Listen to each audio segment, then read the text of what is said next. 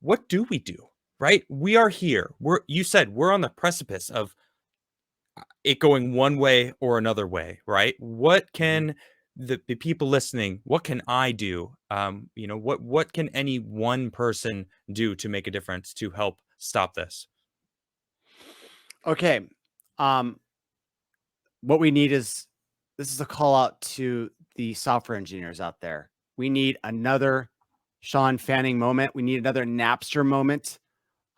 We need to get the people that want to fix the solution. We need to get them to be brave enough to start making solutions. Because look, guys, there's a lot of weird info going out there on what exactly the next generation social media engine needs to be. And there's all this talk about blockchain this and blockchain that and coins. When you look, it's no. Okay. As a software engineer, we want to make things simple. And everything that we need to do in order to bypass censorship is already been figured out and solved 3 decades ago, Right. 2 decades ago. It's open data, guys. Free That's what software. it's all about. Open data, RSS feeds, people like content creators like you, Adam, you're not going to stop creating content. You're Nope. addicted to it. You do it for free, and if you make money and you make a living out of it, then that's a bonus. And Right. and the reason why you're doing this right now is because there's something in you where you wake up and this is what you love. And some days you don't want to do it, but you're going to do it even when you don't, because that is how it's done. And Right. the thing is that if you're not going to stop creating content, then all we really need to do is we need to aggregate people like you Okay. into one centralized location. And the thing is that there's going to be some platforms like BitChute and Rumble and Brighteon that support open data standards.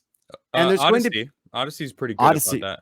Spreaker, Odyssey. Yeah. Um, they pretty much all support RSS, or their HTML is so simple that you can basically recreate an RSS stream from it by something called a web scraper.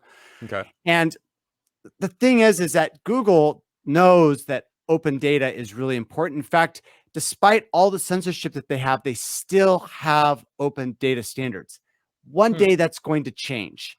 And pretty soon, a minority of the companies are going to have open data. And the thing is that we need to be able to take all that information and we need to aggregate it under one specific website, so that even if someone gets kicked off of YouTube and let's say they go onto BitChute, Yeah. we can still be able to pull that information and re-add them to a centralized page where their voices compete in an open marketplace of ideas. And just because some tech fascist working at Google decides that they shouldn't exist on their platform, that doesn't mean that they don't have access to the public square. And I would love to tell you about how I've solved this problem, but I haven't launched the product yet that embodies this. But, Ooh. When can we but expect that? So you got something, you're working on something yourself. yeah, I'm trying to Nice. here's the thing. There's some features that are really going to drive the growth of it, and I Okay. have to get those in before I launch it.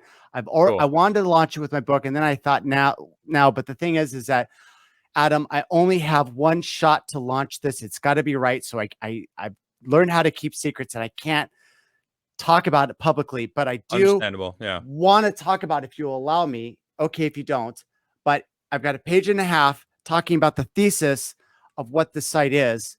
And if Okay. you allow me, I would like to read it for you. You know what? I'm gonna do you one better. I'm gonna give you the camera.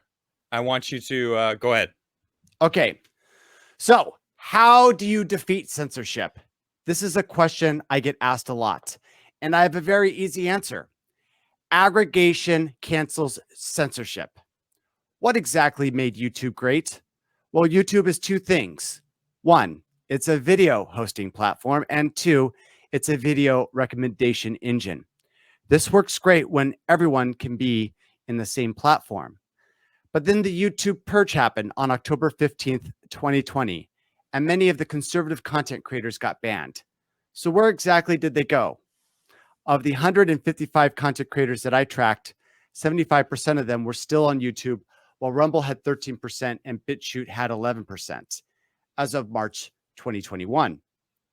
The problem now is that conservative content is fragmented. Users now have to play the quote social media shuffle to get to each of the conservative video creators every day. This turns out to be hours of work for the highest news consumers. Most casual news consumers won't go to great lengths to find content they previously liked, which is why censorship works so well. And let's be honest, censorship actually does work really well. So why did YouTube censor content?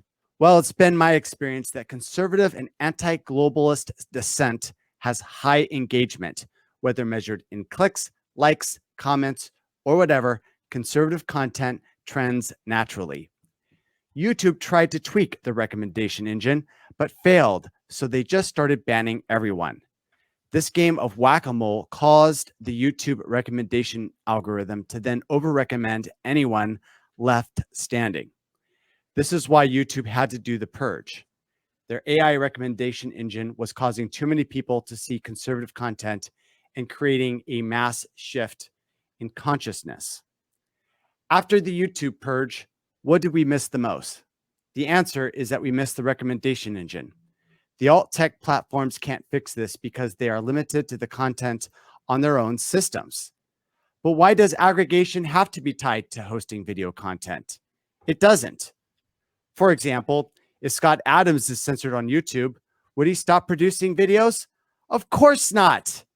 He's an intellectual with a crippling social media addiction.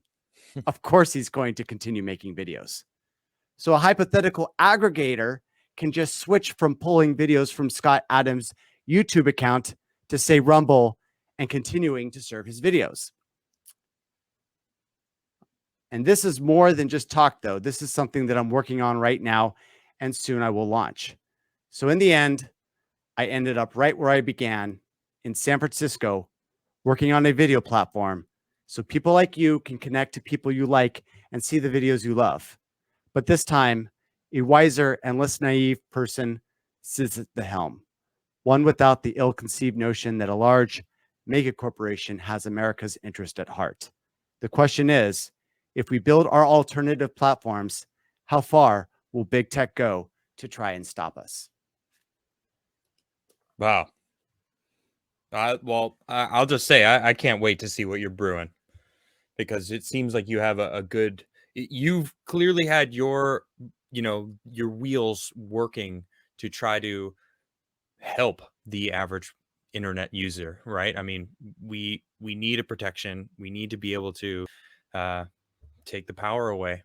Keep the power that we have, because we've given them the power, right? I mean, it's like I'm myself. I'm on YouTube. I this is a Google platform.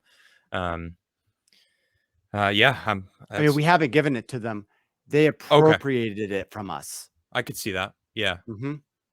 Like we had this social contract where, we all got on this monopolistic program, the system like YouTube and Google search, because we thought that they were going to serve us organic search results. Right. And instead, they've poisoned them with the highly refined search results that push their personal values when they told us and promised us, and not just the United States. I'm finding out that Google and the social media companies did the same promises of neutrality in every single country. Wow. And that's power. That's power right there. And what they've done is they've decided that they're going to appropriate our entire sum of culture. And this is something that's really concerning, because I mean, look at all the information that they're vacuuming up to put into their AI. They're searching through all the different books, scanning them in and bringing it into some giant AI. And what this AI needs a lot of data. And Google's trying to appropriate all the data that represents the total human sum of information that's ever been created. Now, the question is, who does that legacy belong to? The total sum future of humanity, or a bunch of technocrats that we didn't elect that appointed themselves as our overlords? Yeah. And I think that what we need to realize is that we didn't elect them. We didn't vote this in. The total sum of human content does not belong in Google's hands. It belongs in all of our hands. Yes. And you know, I think that there's going to be a reckoning, and I think that um, you know, this will be known as one of the most important civil rights struggles in an era since the 1960s racial civil rights. It's basically the exact same thing, an apartheid state being created, and Yep. whether we are going to put up with that or whether we're going to resist and assert the rights that don't come from the state but come from God. Yeah. It's almost like they're trying to, and with every power of their being, make people look in other directions, make the race, the race battle, the more pressing issue, or climate change, or anything other than what is right in front of our face, which is them taking control over our minds, our thoughts, our freedoms.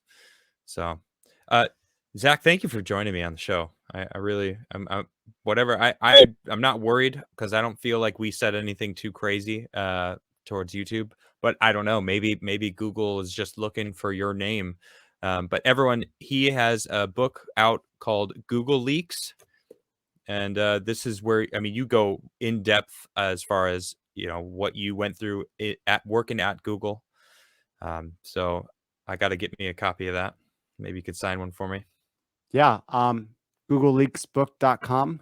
There If it you want to is. get a preview, it's also on It's, Amazon. you can click. That is down below. His Twitter is down below, and also his own personal website. You can find out more about him, and then of course, GoogleLeaks.com is also in the description below, so you can click right down there and check it out.